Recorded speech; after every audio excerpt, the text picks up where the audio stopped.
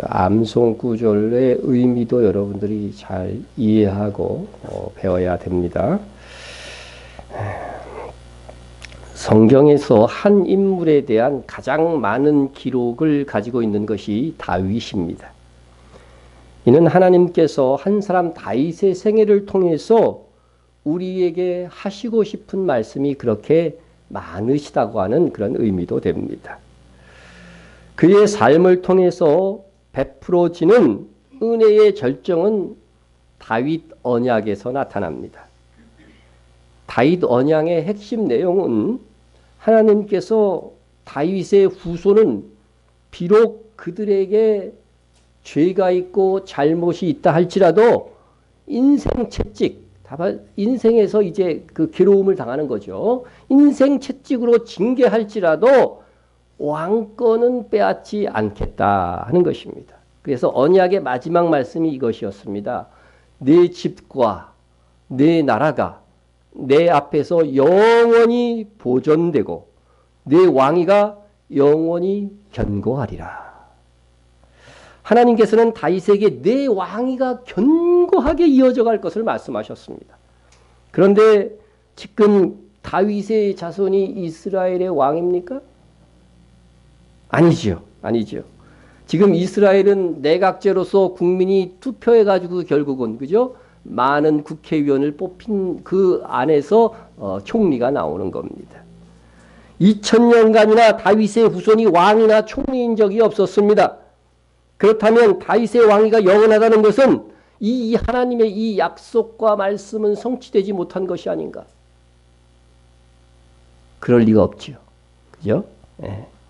다윗의 왕위가 영원하다고 하는 것은 예수님께서 다윗의 후손으로 오셔서 영원한 왕이 될 것임을 말씀하고 있는 것입니다. 이에 신약의 성경 첫 페이지 첫 구절은 이렇게 말씀하고 있습니다. 아브라함과 다윗의 자손 예수 그리스도의 계보라. 신약의 첫 구절에서 예수 그리스도의 조상 중에 가장 두드러진 두 인물을 먼저 상정하는데 그것이 아브라함과 다윗입니다. 아브라함과 다윗 중에서도 마태복음에서는 다윗을 더 중요시합니다. 왜냐하면 마태복음 1장 1절에 이게 문장을 원어에서 순서적으로 직역하면은요, 아브라함과 다윗이 아니고 다윗과 아브라함의 자손 예수 그리스도의 계보라, 이렇게 번역해야 더 정확한 번역입니다. 예? 여러분, 아브라함과 다윗 중에 누가 먼저 태어난 조상이에요? 아브라함이 몇 년쯤 다윗보다 먼저 태어났겠어요? 찍어보세요. 예? 예?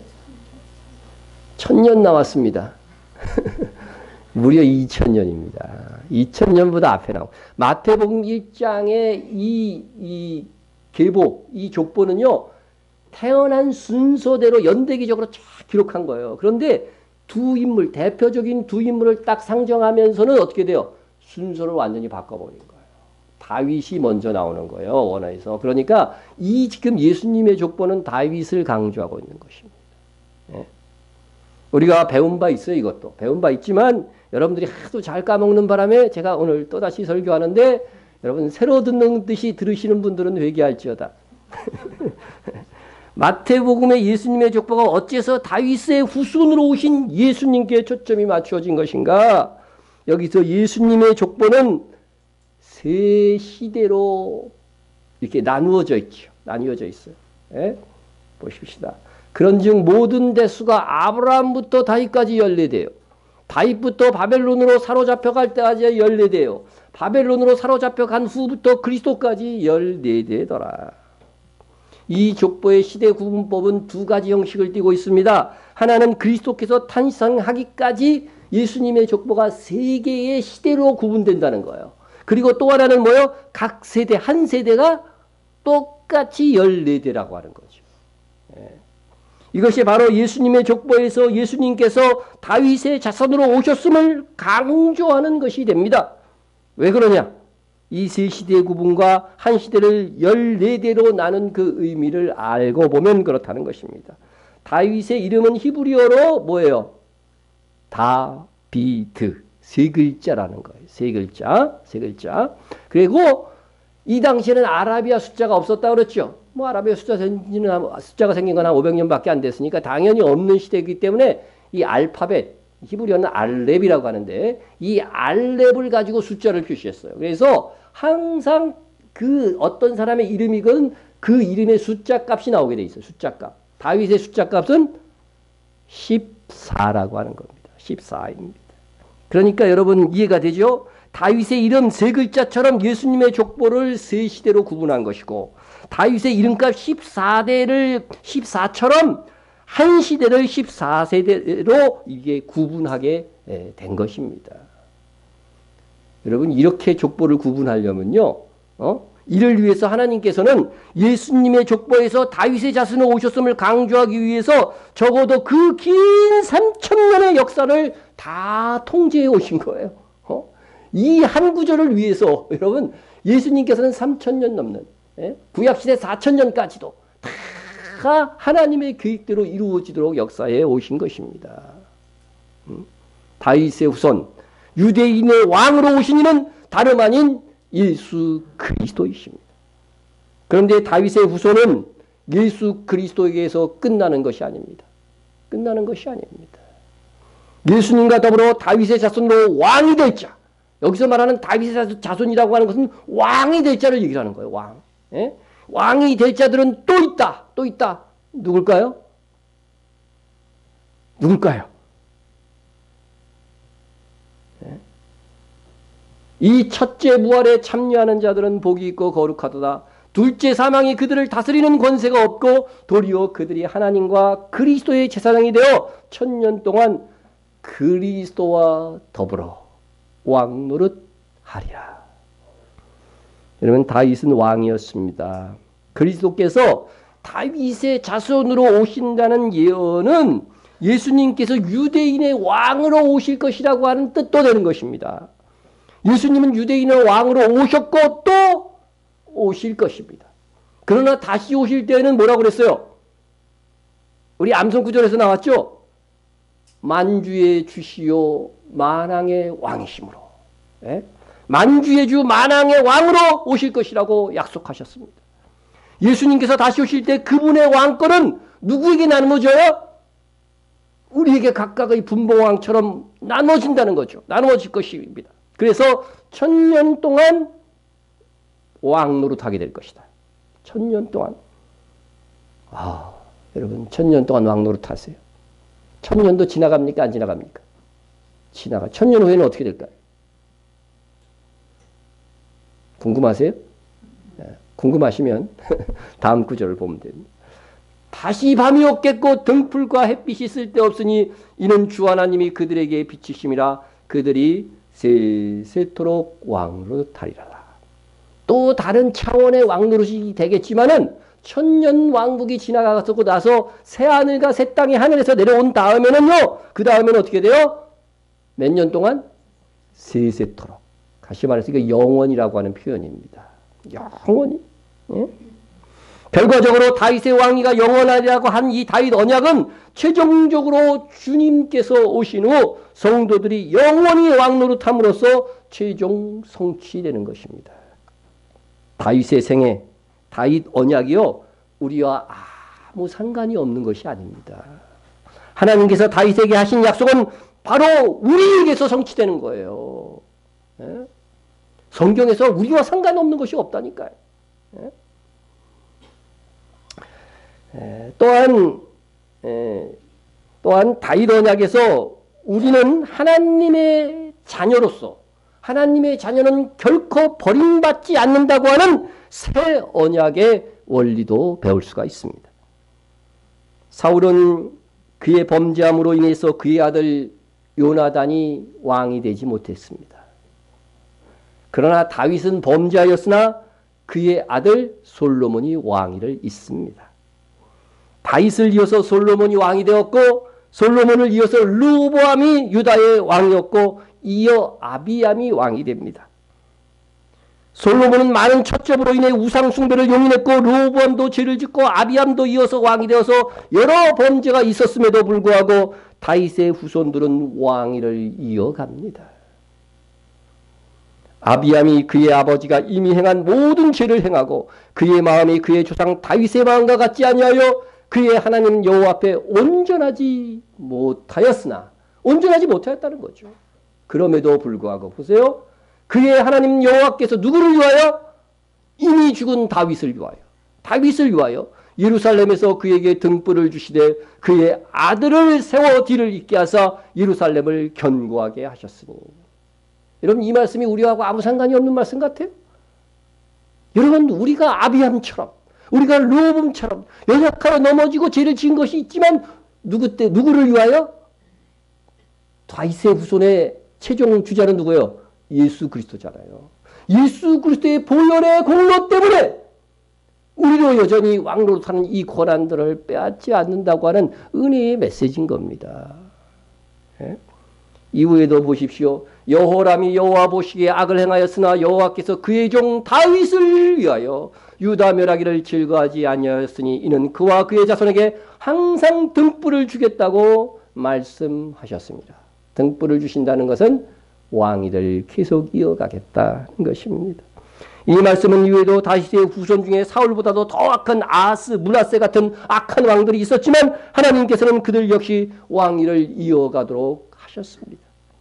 그것은 하나님께서 다윗의 자손으로 영원히 왕위를 이어가시겠다고 하는 약속 때문이었습니다. 이 다윗 언약이 나와 무슨 상관이 있느냐 말할 분이 있을지 모릅니다. 그런데 이 다윗의 자손의 마지막 성취가 누구? 우리라고 하는 것입니다. 우리라고 하는 것입니다. 다윗의 자손으로 오신 예수 그리스도를 믿는 자들은 다윗에게 약속한 왕위에 올라 영원토록 왕노릇하게 될 것입니다. 여러분의 최종 소망은 뭐예요? 왕이 되는 거라니까요. 주와 함께 왕노릇하는 거예요. 만왕의 왕이 예수님이시고 우리는 어떻게 돼요? 분봉왕이죠. 그러니까 성경에 다 예화 같은 게 있잖아요. 한 국을 다스리라, 뭐 너는 5국을 다스린다, 너는 10국을 다스리라. 이게 왕이 돼서 다스리는 거예요. 이 소망이 우리에게 있는 것입니다. 이것은 비록 우리가 예수를 믿고 죄를 질 수 있지만 그로 인해서 인생 채찍, 인생의 징계가 있을지언정 우리는 하나님의 자녀된 특권은 빼앗기지 않는다고 하는 새 언약의 약속이기도 한 것입니다. 여러분, 언약은 엄밀히 말해서 하나님의 자유를 제한하는 거예요. 예? 하나님은 이것도 할 수 있고 저것도 하실 수 있는 자유로우신 분이십니다. 그런데 예수를 믿음으로 체결되는 이 새 언약, 예수님이 죽으실 때 무슨 피를 이라고 그랬어요? 자기의 피를? 새 언약의 피라고 그랬거든요. 구언약이 아니라 새 언약의 피라고 그랬어요. 새 언약을 통해서 나는 너를 영원히 버리지 않겠다고 약속해 주시는 것입니다. 영원히 버릴 수 없도록 하나님은 미래의 자신을 제한하신 것입니다. 우리가 죄를 지었으면 심판하고 지옥에 쳐넣을 수 있는 하나님이십니다. 그런데 우리를 살펴보사 최악의 상황에 빠지지 않도록 징계하심으로 다시 돌아오게 하십니다. 심지어 우리의 마음의 믿음조차도 상실되지 않도록 어떻게 하셔요? 성령님께서 우리 안에서 내주해 주시는 것입니다. 그리하여 우리의 믿음을 유지하게 하심으로 우리의 천국 가는 길을 이상 없도록 하시는 것입니다. 영원히 너의 후손으로 왕이 되게 하시겠다는 이 다윗 언약은 그렇게 주님 다시 오심으로 우리 주와 더불어 왕됨으로, 우리가 왕됨으로 최종 성취될 것입니다. 그렇게 다윗에게 언약된 다윗 언약의 특권은 우리를 향한 하나님의 은혜요 사랑인 것입니다. 이 다윗 언약이 있은 후에 우리가 그동안 6번의 강의에서 들었듯이 다윗은 여러 차례 넘어졌습니다. 그가 왕이 되어서 오히려 그러한 제약이 좀 더 도드라졌습니다. 그러나 그때마다 하나님께서는 그의 실수조차도 합력하여 선을 이루게 하셨습니다. 결국 그의 죄와 실수도 우리의 교훈으로 사용하신 것입니다. 찰스 스윈들 목사는 다윗의 생애에서 3가지 영속적인 교훈을 받을 수 있다고 그의 책에서 썼는데 이를 소개합니다. 그는 아주 간단하게 몇 줄 썼지만 저는 좀 더 길게 이것을 확장해서 설명해 보고자 합니다. 다윗의 생애를 통해 배울 수 있는 첫 번째 교훈은 번영과 안락은 하나님의 복이지만 위험한 때이기도 하다는 것입니다. 사무엘이 17세 소년 다윗에게 기름으로 부어 이스라엘 왕으로 삼았습니다. 그런데 그것이 성취된 것은 갖은 고생 끝에 13년이 지나서였습니다.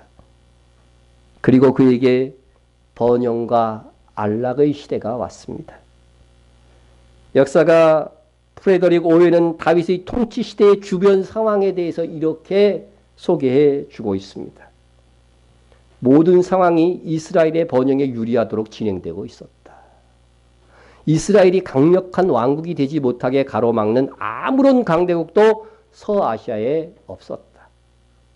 히타이트는 세력이 약해졌고 이집트는 제21왕조의 마지막 왕들 아래에서 그 명성을 잃어갔고 거의 붕괴 직전에 있었다.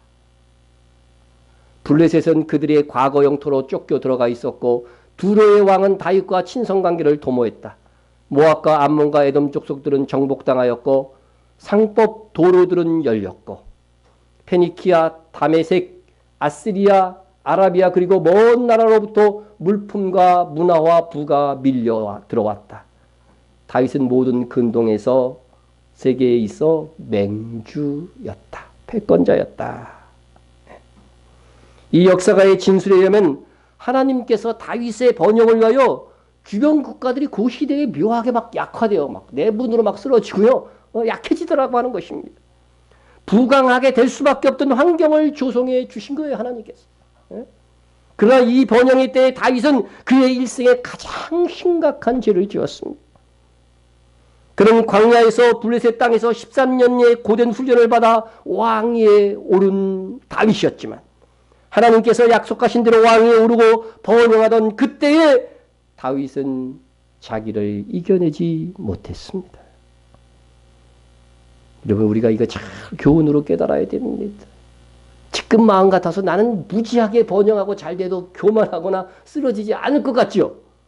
저도 그래요. 근데 다윗을 보니까 아닌 것 같아요. 항상 그런 것은 아니지만 우리도 종종 어려움 속에서 강해지지만 일이 잘 풀렸을 때에 내가 높아졌을 때에 오히려 넘어지곤 합니다. 다윗이 우리의 모습에게 부분적으로 나타났고 또 나타날 수 있습니다. 스코틀랜드의 역사가인 토마스 칼라일은 이렇게 말했습니다. 역경을 극복하는 사람이 100명이라면 번영의 시절에 잘 처신하는 사람은 1명에 불과하다. 그렇습니다.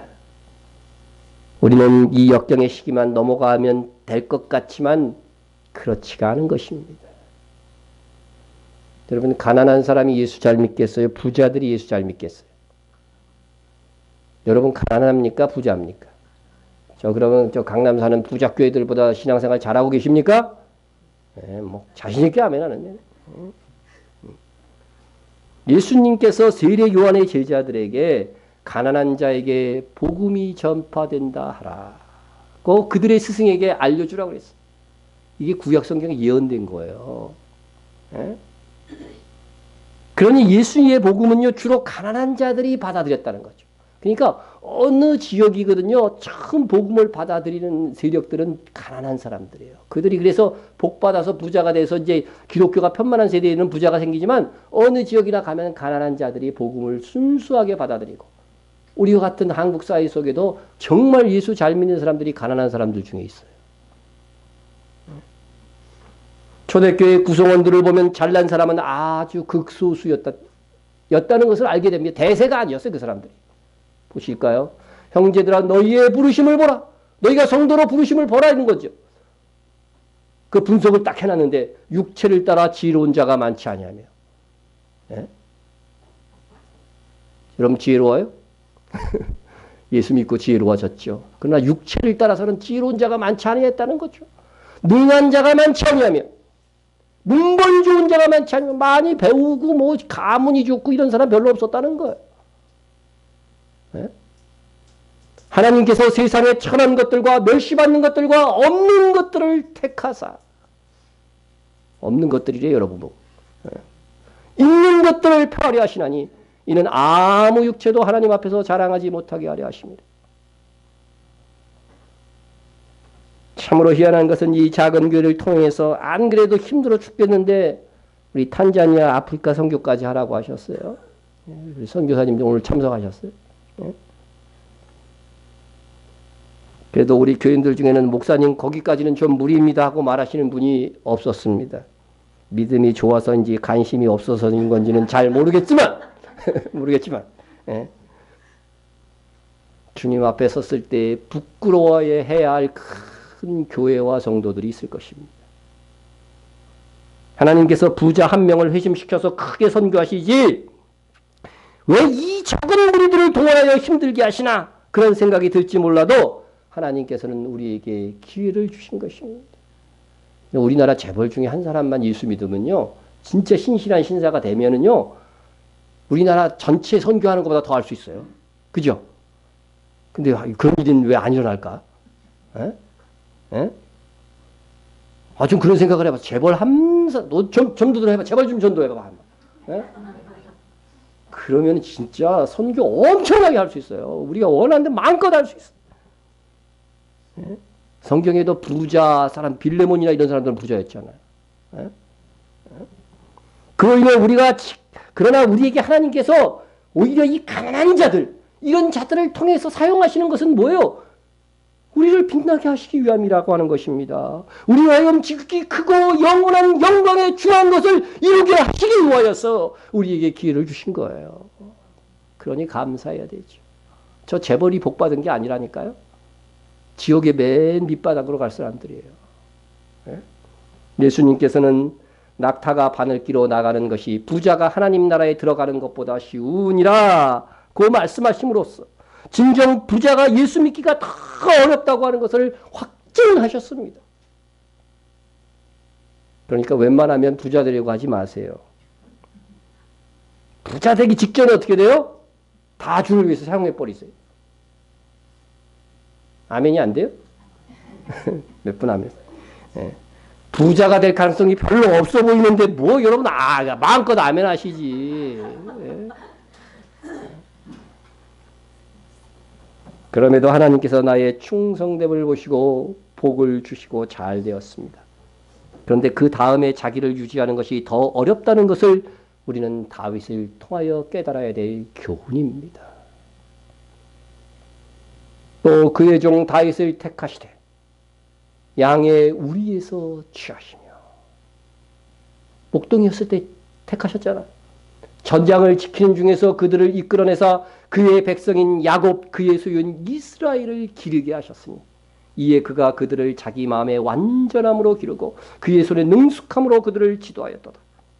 하나님께서는 양의 우리에서 그를 택하셨습니다. 목동이 든 그를 택하여 이스라엘을 기르게 하셨습니다. 다윗은 이에 이스라엘을 완전함과 능숙함으로써 지도했다고 되어 있습니다. 여기서 완전함은 성실함으로 바꿔야 될 것 같습니다. 성실하게. 예? 그리고 능숙함으로. 예? 하나님께서 다윗을 양의 우리에서 취하신 것은 그의 나이 17세 때였습니다. 다윗이 하나님의 소유인 이스라엘을 기르는 사역은 그의 나이 30세가 되어서 시작됩니다. 그때가 될 때까지 다윗은 아무 잘못도 없이 왕권의 위협이 된다는 이유로 사울왕을 피하여 도망다니는 생활을 해야만 했습니다. 그러나 30세가 되어 유대인의 왕이 되고 7년 6개월 후에는 온 이스라엘의 왕이 되었습니다. 그가 30세가 되어 40년을 다스렸는데 그는 왕에 올라 그의 마음이 완전했다. 성실함으로 일했다는 뜻입니다. 거기에 하나님께서 주신 능력으로 능숙함으로 그 일을 감당했다고 되어 있습니다. 이것은 다윗의 시대를 살았던 아삽의 평가입니다. 그것이 성경에 기록되었으니 하나님의 평가이기도 합니다. 그러나 이것은 다윗의 왕에 올라 전반기의 평가입니다. 다윗의 후반기 20년은 여러 비극들이 뒤따르면서 아무리 보아도 내리막길이었습니다. 하나님의 훈련을 혹독히 받았던 다윗조차도 그 번영의 시기에 죄를 범했고 그로 인한 후반기 내리막길을 막을 수 없었던 것입니다. 그러므로 여러분 어떻게 해야 합니까? 예? 우리도 칭찬받을 때가 있습니다. 작은 성취라도 이룰 때가 있습니다. 그때 우리는 분명히 하나님께서 주신 은혜라고 해서 감사할 것입니다. 예? 그러나 바로 그때가 또한 위험의 신호라고 하는 것들도 기억해야 됩니다. 예? 자기를 우쭐대다 보면 하나님의 영광보다 자기 영광을 구할 수 있다는 것입니다. 스스로 자기 마음을 브레이크를 걸지 않으면은, 브레이크를 밟지 않으면 번역은 점차 내 인생을 내리막길로 인도할 수밖에 없습니다. 칭찬과 번영은 하나님께서 주시는 은혜지만 우리가 살아가는 이 인생길 동안은 우리가 질성을 가진 인간이라고 하는 이 사실을 잊지 말고 그때 더욱 자기를 쳐서 복종시켜야 됩니다. 자기를 쳐서 복종시킨다는 이 바울의 말처럼 말이죠. 예? 하나님께서는 바울에게 그의 계시받은 것이 너무 커서 아예 교만할 수 없도록 육체적 질병을 주시기까지 하였습니다. 여러 계시를 받은 것이 지극히 크므로, 야, 바울과 같이 그런 놀라운 체험들을 했으면, 예? 환상 중에서 예수님이 막 가르쳐 주시는 그런 교훈을 받았다고 한다면 얼마나, 이게 사역자로서 얼마나 대단한 권위인지 모르죠. 예? 그래서 너무 자만하지 않게 하시려고 내 육체에 가시곧 사탄의 사자를 주셨으니 이는 나를 쳐서 너무 자만하지 않게 하려 하십니다. 위대한 사도도요, 자만할 게 뻔하다는 거죠. 이 놀라운 계시를 받고 하늘나라에 막 왔다 갔다 하고 이 정도 되면 교만할 수밖에 없으니까 하나님께서 뭘 주신다? 육체의 고질병을 주신 거예요. 예? 하나님의 이 진단은 정확한 거죠. 그렇지 않았다면 바울조차도 교만해서 그의 사역을 온전히 이루지 못했을 것입니다.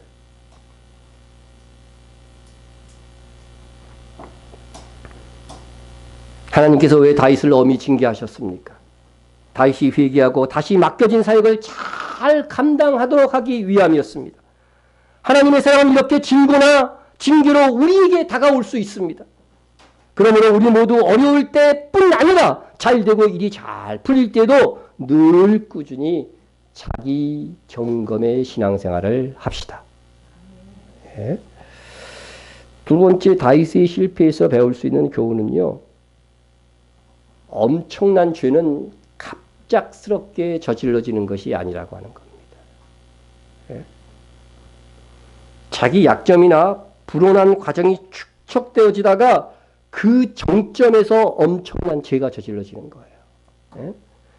성경은 다윗이 솔로몬만큼은 아니더라도 수많은 처첩과 아내들을 거느렸다 이렇게 되어 있습니다. 다윗의 아내로 성경에 기록된 사람만 8명입니다. 그런데 아내 이름이 기록되지 않은 상태에서 자식 이름만 기록된 사람들도 많아요.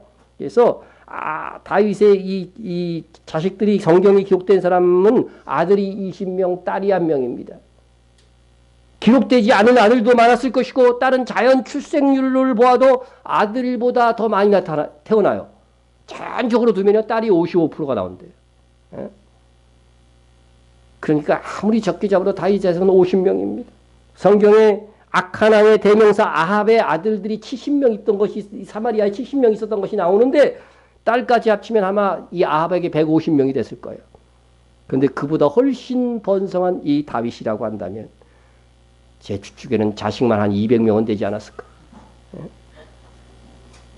다윗이 후궁을 비롯한 처첩을 거느리고 끝없이 더 가지려는 정력이 이어지고 축적되었을 때 그 정점에서 다윗은 시나이 아내 밧세바를 범했고 또 그 남편을 죽이도록 사주한 것입니다. 아마도 다윗은 자기 죄를 깨닫게 되었을 때 내가 어떻게 이런 끔찍한 죄를 지을 수 있었나 그렇게 자책하였을 것입니다. 자신이 생각하여도 정상적이라면 내가 이런 죄를 지을 수가 없는데 그렇게 생각할 것입니다. 여러분, 어느 날 갑자기 큰 죄를 짓는 것이 아닙니다. 내 속에 작은 죄를 다스리지 못하고 사소한 것이라고 해서 방치하여 그렇게 놓고 있을 때에 그것이 자라고 자라서 언젠가는 그 정점에서 큰 죄가 저질러지는 것입니다. 그러므로 어떻게 해야 합니까? 날마다 자기를 살펴야 됩니다. 날마다 죄에 대해서 죽어야 됩니다. 형제들아, 내가 그리스도 예수 우리 주 안에서 가진 바 너희에 대한 나의 자랑을 두고 단언하니 나는 날마다 죽노라. 바울은 자기 자랑이 뭐냐면요, 날마다 죽는 거래요. 예? 왜 우리가 날마다 죽어야 됩니까? 예?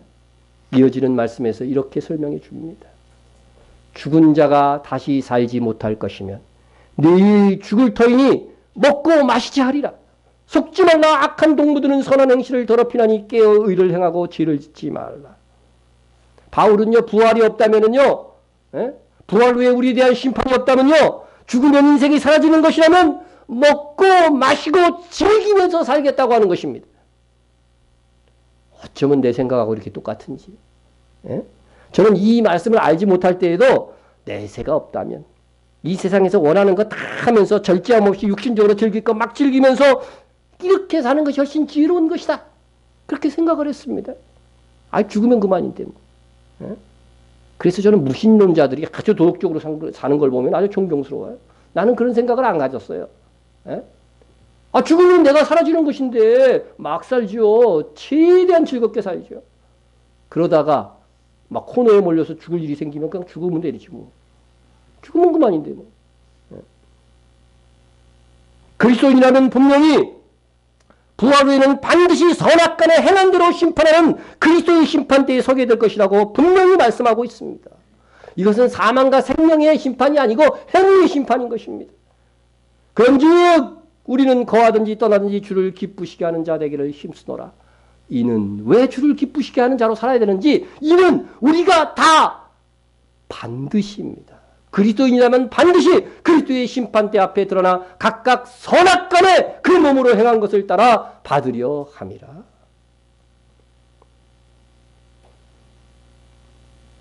그리스도인에게 행위에 대한 심판이 있는 한 그저 세상에서 먹고 마시고 즐기면서만 살 수 없는 것입니다. 악한 친구들은 말할 것입니다. 이 한 번뿐인 이 세상, 정말 아버지 먹고 마시고 즐기고 놀러가고만 이렇게 즐겁게 살자. 예? 그것이 인생을 올바르고 지혜롭게 사는 것이라고 속삭인다고 하는 것입니다. 그러나 하나님의 말씀은 일을 하라고 죄를 짓지 말라고 하십니다. 예? 아무 낙이 없다고 할 때가 되기 전에 창조주를 기억하라고 말씀하고 있습니다.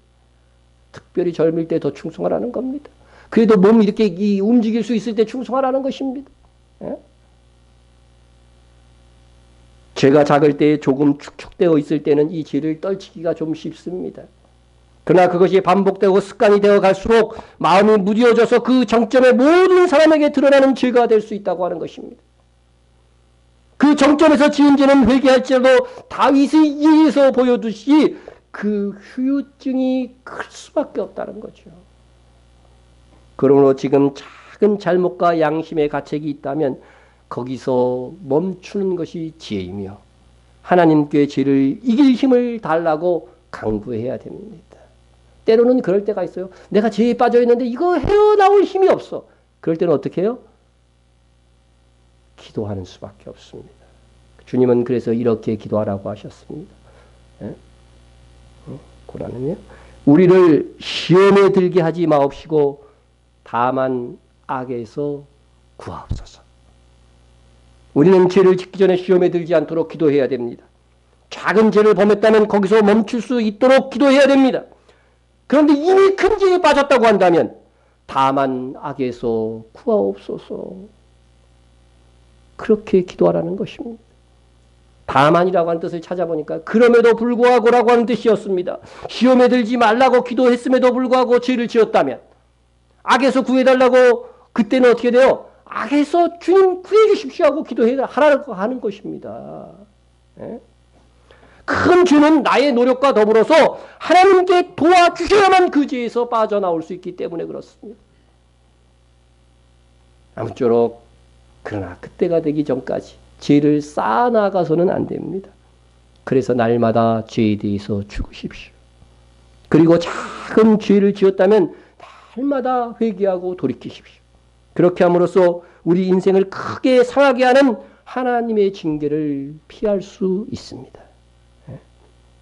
세 번째, 다윗의 생애에서 그가 지은 죄로 인하여서 우리가 받아야 될 교훈은 자백과 회개는 상처가 낫도록 돕지만 결코 상처 자국을 사라지게 하지 않는다는 것입니다.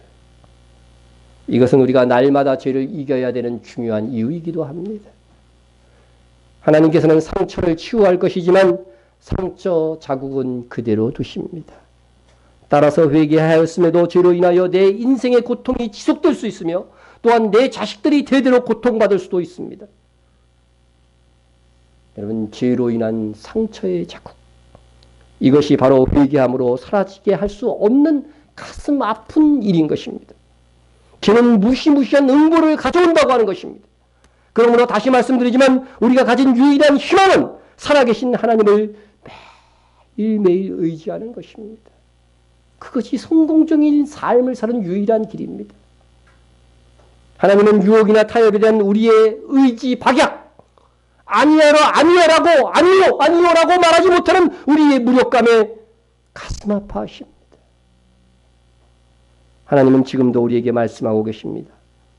난 네가 필요로 하는 능력을 다 가지고 있단다.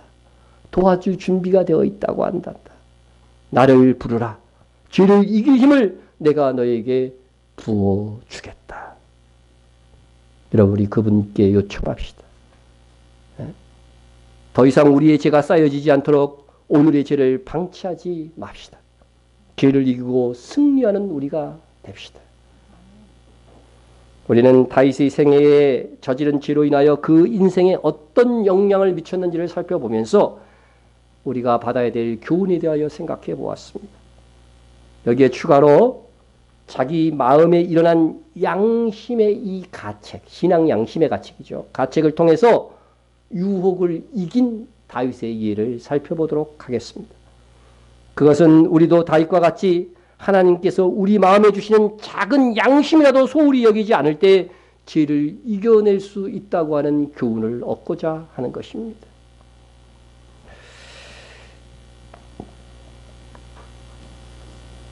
다윗이 사울왕을 피하여서 광야 시절에 도망 다닐 때 엔게디 황무지에 숨어 있을 때였습니다. 그때 사울이 고발을 딱 듣고서요, 군사 3,000명을 거느리고 이 엔게디 황무지로 출동을 한 겁니다. 막 수색을 하고 있었습니다. 다윗은 숨어 들어갔습니다.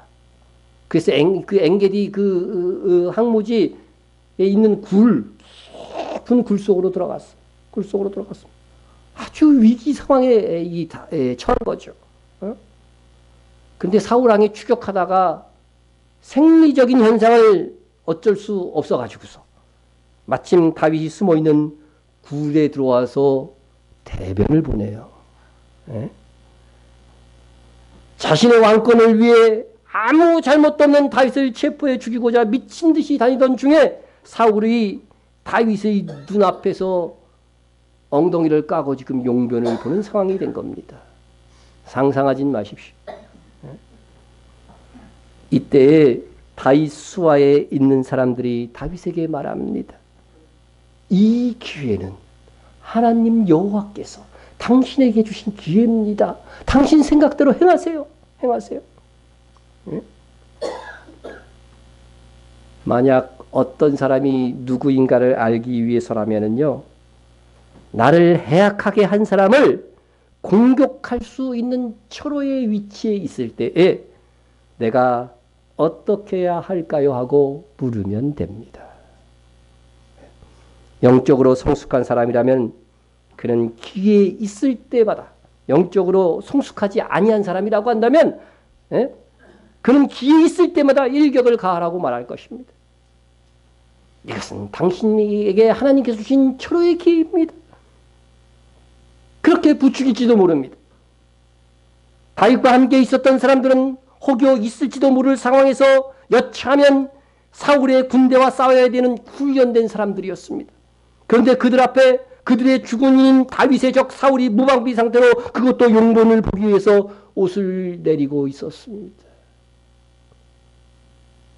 그들은 다윗에게 이것이야말로 하나님의 주신 기회니까 다윗을 설득해가지고서 당신이 직접 한번 이거 처결해보라고 부추기는 말을 한 것입니다. 여러분, 이런 순간이 바로 하나님의 뜻이라는 유혹에 이끌리는 때입니다.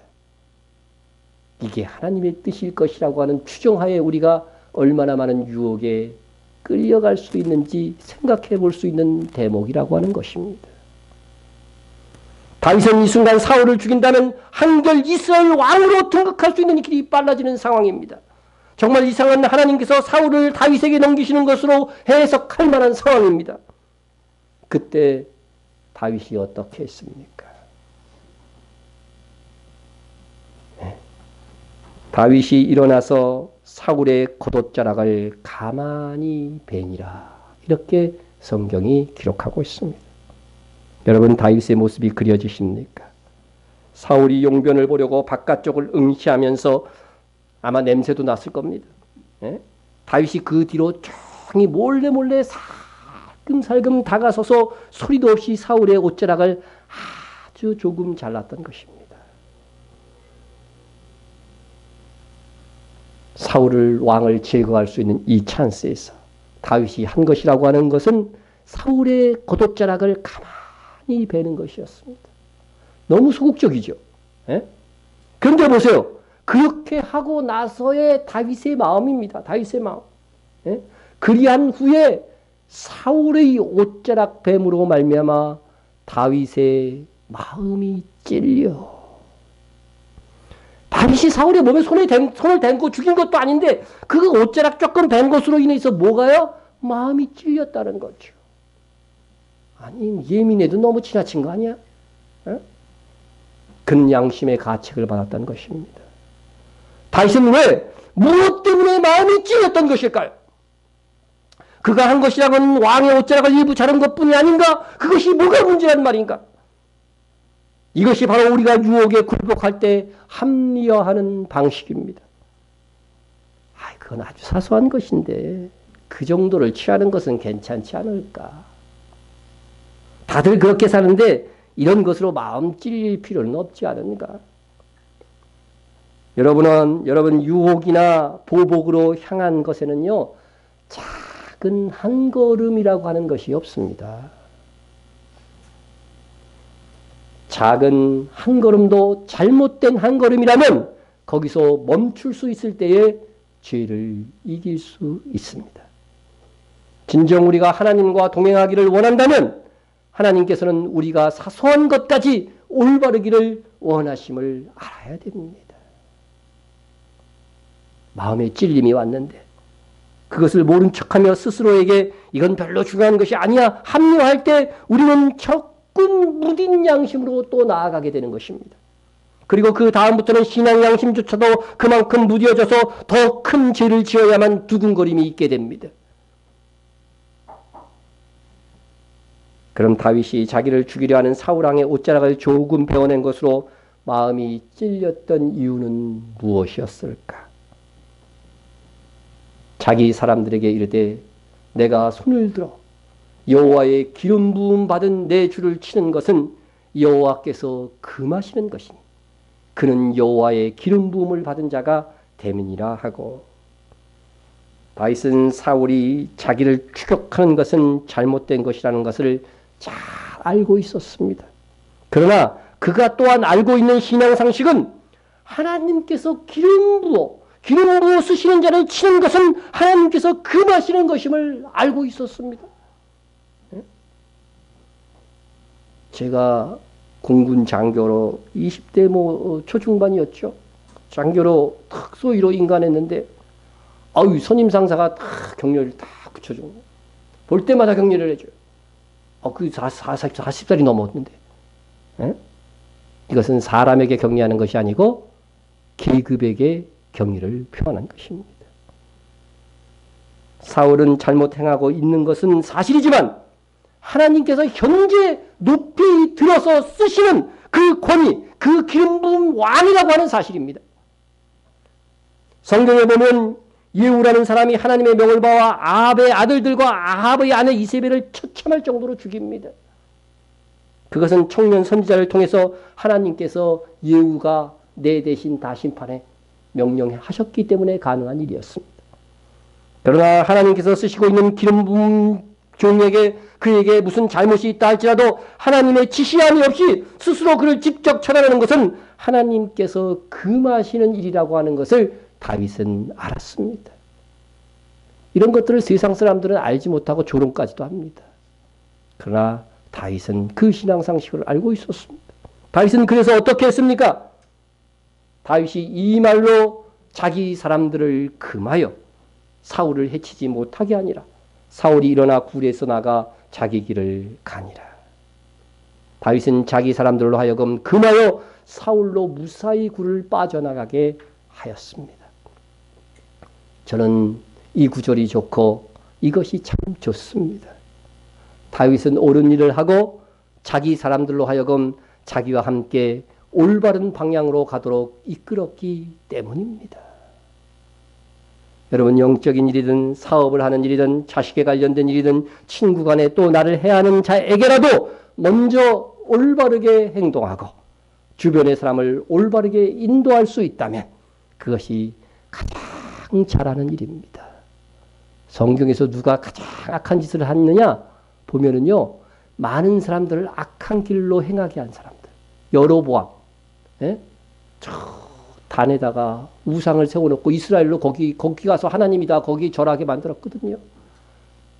그러니까 그런 길을 열은 여로보암의 죄를 굉장히 크게, 여로보암과 같이 죄를 지었다고 이런 표현을 성경에서 사용하고 있는 거예요. 반대로 다른 사람들을 선한 길로 인도하고 예수 믿게 하고 이런 일을 한 사람들을 가장 위대한 그리스도인으로 하나님께서 여기신다고 하는 사실입니다.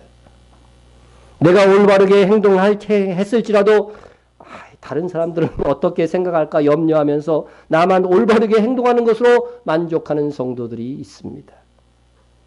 오늘날 그 많은 사람들도 드물기는 해서 잘하였다고 할 수 있지만 더 잘하는 것은 우리는 우리와 어깨를 맞대고 사는 사람들에게 거룩한 영향력을 끼치고 올바르게 이끌 수 있어야 한다고 하는 것입니다. 지금 홀로도 바로 서 있지 못하다고 한다면 하나님 앞에서 지금 내가 어떻게 하는 것이 올바른 것인지를 말씀으로 살피고 올바른 방향으로 가십시오. 그리고 난 다음에 거기에 만족하지 말고 용기를 내어서 하나님께서 내게 맡겨주셨다고 생각하는 모든 사람들에게 올바른 권면이나 모범을 보일 수 있어야 하는 것입니다. 다윗은 사람의 상식이 아니라 원수에게라도 하나님의 말씀에 의거하여서 행하였고 관용을 베풀었습니다. 그리고 그것을 자기 사람들도 지키도록 만들었습니다. 사울의 이후의 반응에 상관없이 다윗은 하나님의 말씀을 지킨 것입니다. 그것은 하나님의 말씀에 근거한 마음에서 일어난 그 작은 마음의 양심의 그 찔림에서 시작된 것이죠. 예? 여러분, 성령에 민감하라고 하는 이 표현들은 무엇이냐면요, 우리 안에 계시는 성령께서 주시는 감화 감동으로 말미암아 우리 마음에 찔림이 있을 때 거기서 돌이켜야 돼요. 성령은 말씀의 검이라고 했으니까 말씀이 선포될 때 그 말씀이 내게 막 찔려. 예? 그거 무시하지 말라고 하는 겁니다. 그거 무시하면 어떻게 돼요? 우리의 인생에 상처 자국을 남기는 치명적인 죄를 범하는 데까지도 나아가게 될 것이라고 하는 것입니다. 그러나 성령께서 주시는 마음의 찔림에 예민하게 반응하여 돌이킬 뿐만 아니라 다른 사람들까지 일깨운다면 그것은 하나님을 기쁘시게 하는 것이며 하늘의 영광을 쌓는 것이 됩니다. 오늘 우리는 첫째 다윗의 생애에서 죄된 부분을 통해 우리가 받을 교훈에 대해서 생각해 보았습니다. 형통하거나 번영의 때, 칭찬을 혹시 들을 때 복과 함께 위험도 온다는 것을 기억합시다. 그래서 성공 뒤에 오는 넘어짐을 방지하는 우리가 됩시다. 엄청난 죄는 갑작스럽게 저지르는 것이 아니다. 에? 사소하고 작은 하루아리의 죄된 습관들이 결국 정점에서 큰 죄를 범하게 됩니다. 그래서 작은 사소한 죄부터 돌이켜서 날마다 죄를 씻는 그런 삶의 어떤 그 패턴이 있어야 돼요. 에? 항상 죄를 회개하고 넘어가는 삶의 기도의 시간들, 회개의 시간들이 있을 때에 우리의 사소한 죄들이 쌓여지지 않게 되는 것이죠. 그러면 큰 죄를 범하지 않게 된다는 것입니다. 다음으로는 죄를 회개하더라도 자백과 회개는 상처를 낫도록 돕지만 결국 상처 자국을 사라지게 하지 않는다는 것입니다. 이것은 큰 죄를 말하는 겁니다. 큰 죄를. 우리가 폐에 기침을 하게 되면 어떻게 돼요? 폐에 상처가 생겨요. 그런데 그것은 곧 어떻게 돼요? 회복이 돼요. 그런데 폐렴에 걸리면 어떻게 돼요? 계속 기침하다가 너무 심해가고 폐렴에 걸치면 이거는 후유증을 안기는 거죠. 폐에 심각한 상처를 안기는 것과 똑같은 거예요. 우리가 순간순간 기침을 하듯이 범한 죄는 바로바로 회개하면서 어떻게 돼요? 회복이 되는 거예요. 우리 인생에 상처 자국을 안 남긴다니까요. 근데 폐렴이 들수록 심각하게 그 죄를 쌓아져 나가면은요, 나중에는 이것은 내 인생의 후반까지, 말년까지도, 다윗을 보니까 그래요. 죽는 순간까지도 이것을 고통이 다가오는 것이죠. 그러므로 여러분, 시험에 들지 않도록 기도하시고, 이미 죄 중에 있다면, 그래서 내 스스로 그 죄악의 구덩이에서 나올 수 없다고 여겨진다면 다만 악에서 구해달라고 기도하세요. 네? 죄를 이기려는 몸부림치는 우리의 기도를요, 하나님께서 외면하지 않으실 것입니다. 네? 죄를 이길 힘을 반드시 주실 것입니다. 그리고 우리는 죄를 이길 뿐 아니라 올바른 행동을 해야 합니다. 마음에 찔릴 때, 성령께서 찔림을 주실 때, 신앙 양심을 통해서 찔림을 주실 때 올바른 행동을 해야 됩니다. 하나님의 말씀에 규정하여 올바르게 살고 거기에서 또 더 나아가서 나와 함께하는 사람들까지 올바른 길로 인도해야 합니다. 독려해야 됩니다. 그것이 다윗의 모범에서 우리가 배울 수 있는 교훈입니다. 아무쪼록 우리 모두가 죄를 이기고 말씀대로 살며 나의 주변은 거룩하게 이끄는, 나의 주변을 거룩하게 이끄는 선구자의 삶이 되기를 주의 이름으로 축원합니다. 우리 통성으로 기도하겠습니다. 죄에는 보응이 있음을 기억하고 하루하루의 삶을 거룩하게 살게 하옵소서. 시험에 들지 않게 여러분 기도하시고요. 다만 악에서 구해달라고 기도하십시오. 죄를 이길 뿐 아니라 올바른 삶을 선도하는 영적 영향을 끼치도록 기도해 주시고요. 나라와 민족을 위해서 기도해 주시고 이스라엘의 회복을 위해서 기도해 주시고 우리 주변에 있는 우리 선교사들을 위해서 기도해 주시고요. 교회와 목회자와 성도 간의 충부를 위해서 기도해 주시기 바랍니다. 통성으로 기도합니다. 사랑의 하나님 아버지 감사합니다. 아버지 하나님의 큰 죄에는 그에 상응하는 보응이 있음을 알게 하소서. 우리의 인생의 상처 자국을 남기는 그런 큰 죄를 범하지 않기를 원합니다. 그리하여 하루하루의 삶을 거룩하게 살고 매일 회개하며 매일 죄에 대해서 죽는 저희들 나의 인생이 될 수 있도록 주님 역사하여 주시옵소서. 아버지 하나님의 시험에 들지 않게 하여 주옵소서. 시험에 들지 않게 하여 주옵소서. 아버지 죄를 이길 수 있게 죄에 대해서 죽는 삶이 되어지게 하여 주시고 그러나 부득이 우리가 아버지 하나님의 또 죄를 범하였다면 즉시 회개하게 해주시고 큰 죄에 빠졌다고 한다면 다만 나에게서 구하여 주시옵소서.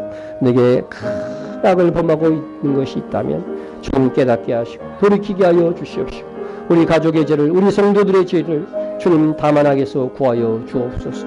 또한 죄를 이길 뿐만 아니라 올바른 삶을 선도하는 영적 거룩한 영향력을 끼칠 수 있는 종이 되어지게 하여 주시옵소서. 아버지 나라의 민족을 위해서 기도합니다. 아버지 하나님 나라의 민족을 사랑하여 주시고 올바른 방향으로 인도하여 주시옵소서. 하나님의 지혜로 이끌어 주시옵소서. 나라와 민족을 사랑하여 주옵소서. 이스라엘의 회복을 위해서 기도합니다. 이스라엘의 회복을 위해서 기도합니다. 그 땅에 예수 그리스도를 믿는 사람들이 많아지게 도와주시고 또한 우리의 선교사들을 기억하여 주시기를 간절히 빌고 원합니다. 주기철 박예수 선교사, 김영주 임수옥 선교사, 김동철 정복기 선교사, 정복상 목사님, 임동희 강금주 선교사님, 기독교 국정방송 프로듀티비 그리고 임수영 홍세경 홍혜경 선교사, 김인건 이효순 선교사와 이스라엘은 이 네 교회 아버지 네타냐리 슈목교회 아마트간 나알리아 교회 다 사랑해 주시어서 아버지 주께서 이들을 살피시고 큰 붕이 일어나는 초석이 될 수 있도록 주님 함께하여 주시옵소서. 예수님 이름으로 기도드립니다. 아멘. 우리를 영원히 사랑하기로 결정하신 하나님, 우리로 하나님의 무한하신 은혜를 말씀을 통해서 알게 하시니 감사드립니다. 많은 사람들 중에 우리를 택하사 믿음을 주시고 자녀로 삼으심을 감사드립니다. 우리가 죄로 인하여 넘어지는 일이 없기를 바라오나 죄를 지었을 때는 속히 깨닫게 하사 다만 악에서 구원하여 주옵소서. 또한 우리로 날마다 죄에 대하여 죽는 승리의 삶을 살게 하시고 주 안에서 올바른 삶을 권장하고 선도하는 리더들이 되게 하옵소서. 예수님의 이름으로 기도드립니다. 아멘. 우리 다 같이 일어나서